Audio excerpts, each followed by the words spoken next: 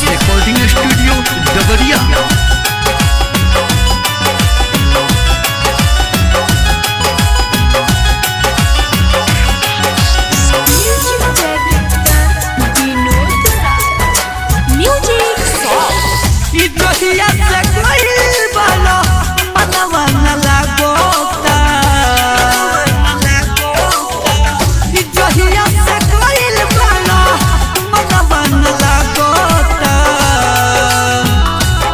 राजा हरदम तोहार जतिये के याद बोलिया मोता।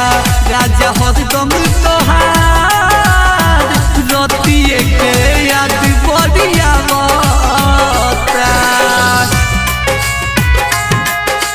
GS recording studio डबरिया।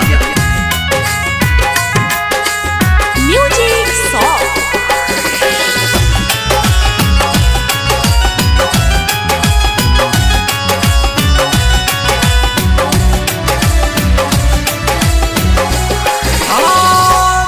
नहीं बुझता ना हमारा ये गोरती के नदी बोले ले गजबा में गोरती के नदी बोले ले गजबा में गोरती के।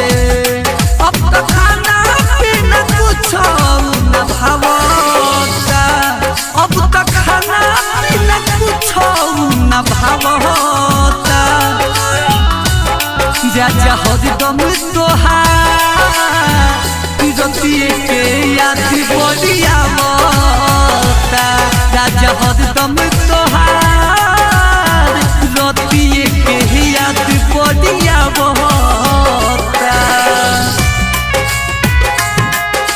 GS recording studio Dabaria. Music song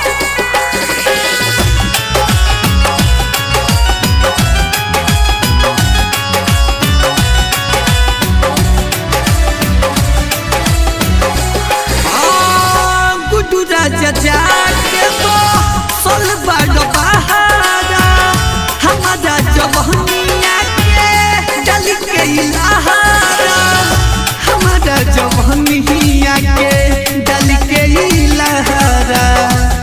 अब तो अनुपुराई कर बहुत सतावता। अब तो मुकेश देवरा बहुत सतावता।